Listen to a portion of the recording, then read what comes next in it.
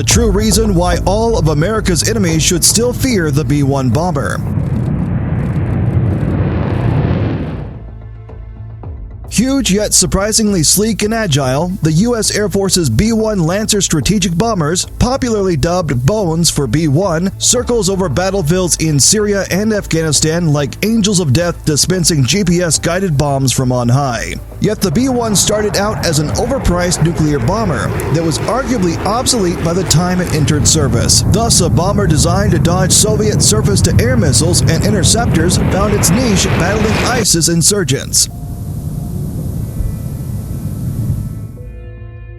During the 1940s and 1950s, the U.S. military sought to push its bombers to ever higher altitudes and faster speeds to protect them from flak guns and fighter planes, pushing new performance envelopes with the pressurized B-29 and later the B-47 and B-52 Stratofortress strategic jet bombers.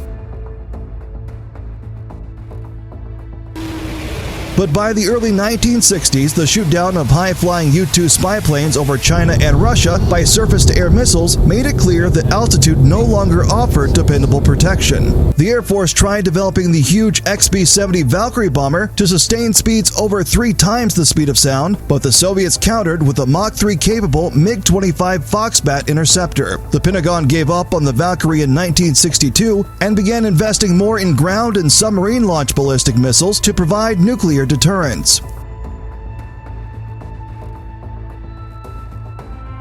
This didn't sit well with the Air Force, which proposed a new low-altitude penetration doctrine in which supersonic bombers skimmed close to the ground at high speed using newfangled terrain-following systems, making them very difficult to track with radar due to intervening terrain faced by ground-based radars and the ground clutter experienced by airborne radars scanning low-flying aircraft. The Air Force at first adopted the supersonic F-111 Aardvark to perform this mission, but wanted a larger, longer-range workhorse. The Nixon administration authorized development of a Northrop Rockwell B-1 design, which saw its first flight in 1974. The costly new bomber featured swing wings which could sweep forward to a 15-degree angle to maximize lift during takeoff or landing, allowing the 44.5-meter-long plane to operate from shorter forward air bases. To minimize drag for supersonic flight, the wings could tuck inwards to a 67.5-degree angle. At high altitude, the 4 B-1A prototypes could achieve up to 2.2 times the speed of sound, assisted by 2 flexible vanes situated under the nose that help stabilize airflow. However, by the mid-1970s, the Pentagon was aware of the Soviet Union's development of new MiG-31 Foxhound interceptors, equipped with Zaslon Doppler radars that could sift out ground clutter, making low-altitude penetration highly risky. Meanwhile, U.S. B-52s were receiving nuclear-tipped AGM-86 air-launched cruise missiles that could be launched from well beyond the range of Soviet air defenses.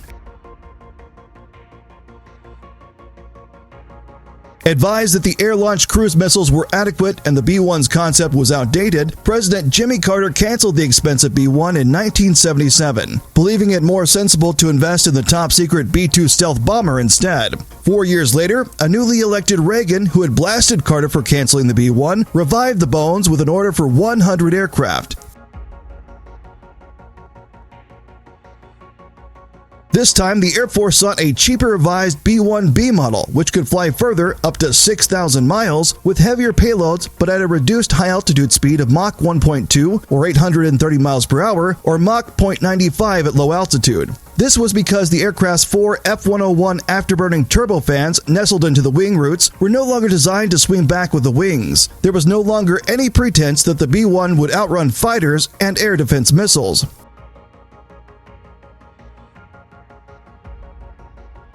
Instead, the B-1B's aluminum and titanium skin surfaces were reshaped and coated with radar-absorbent materials to reduce radar cross-section to just 2.5 meter, roughly that of a small F-16 fighter. Though far from being a stealth plane, the B-1 would not be susceptible to detection and targeting at very long range like a B-52 would be.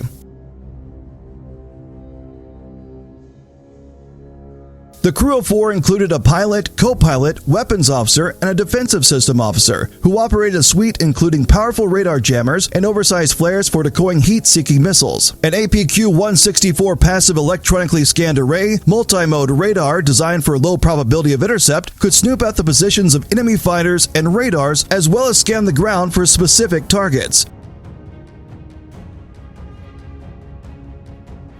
The B-1B had 3 internal bomb bays, allowing it to carry up to 24 B-61 or 1.2 megaton B-83 nuclear gravity bombs between them, each many times more powerful than the atomic bombs dropped on Japan.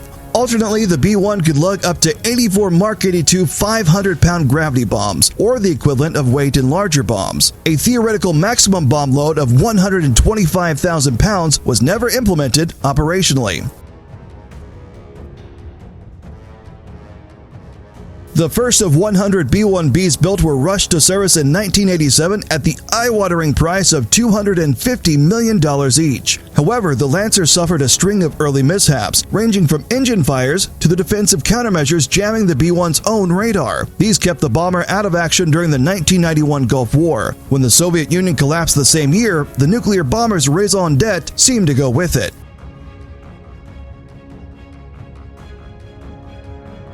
However, the Air Force upgraded the Bones with GPS and the ability to use the Joint Direct Attack Munition, or JDAM, precision-guided bombs, and tow ALE-50 decoys to divert hostile radar-guided missiles. Today, the B-1 could also mount up to 24 Joint Standoff Weapon, or JSOW glide bombs, or Joint Air-to-Surface Standoff Missiles, or JASSM, with ranges measured in the dozens and hundreds of miles respectively. Meanwhile, the B-1's nuclear delivery capabilities were removed entirely in 2011 due to the New START Treaty. The B-1 remains well-liked by pilots for its unusual maneuverability and responsiveness for an aircraft of its size, as you can see in this video. In the early 2000s, Boeing even floated a concept for Mach 2 capable B-1R model using the F-119 turbofans of the F-22 Raptor and armed with air-to-air missiles. The Bones finally saw action striking targets in Iraq in 1998, then flew out of England to hit Serbian targets during the Kosovo War, delivering 1/5 of all bombs dropped despite flying only 2% of the missions. The B-1's towing decoys also proved effective, catching 2 deadly 2K-12 Cub missiles. However, the Bones fully came into its own during the U.S. campaign to overthrow the Afghan Taliban in 2001. Afghanistan was simply too far for the Pentagon's land-based fighters to fly without lots of aerial refueling. But B-1s based in the Indian Ocean island of Diego Garcia could fly over Afghan airspace and loiter overhead for hours at a time. The Bones brought to the table their huge payload and their ability to pickle dozens of inexpensive GPS-guided 2,000-pound JDAM bombs precisely onto targets designated by ground forces. The B-1 thus became a form of flying artillery orbiting overhead on call as ground troops ferreted out enemy positions and marked them for destruction. In 2008, B-1s were outfitted with the Sniper XR targeting pods under their noses so they too could designate their own targets.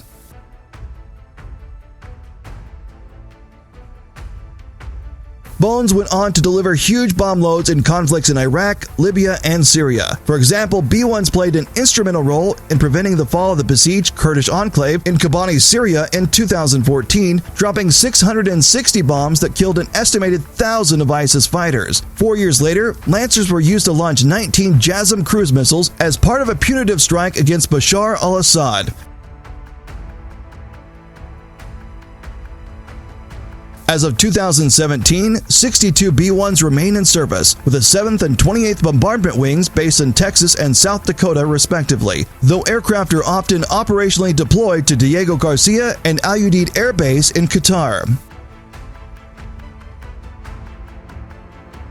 Ironically, the B-1s is basically good at the same things the B-52 remains useful for, carrying lots of bombs and missiles over long distances and launching them at adversaries that can't shoot back. The Bone is faster than the B-52, can carry heavier payloads, has more modern avionics, and is less conspicuous on radar. However, these advantages only marginally improve its survivability versus modern SAMs and fighters. Practically, the Air Force planners want to keep B-1s as far away from these threats as possible.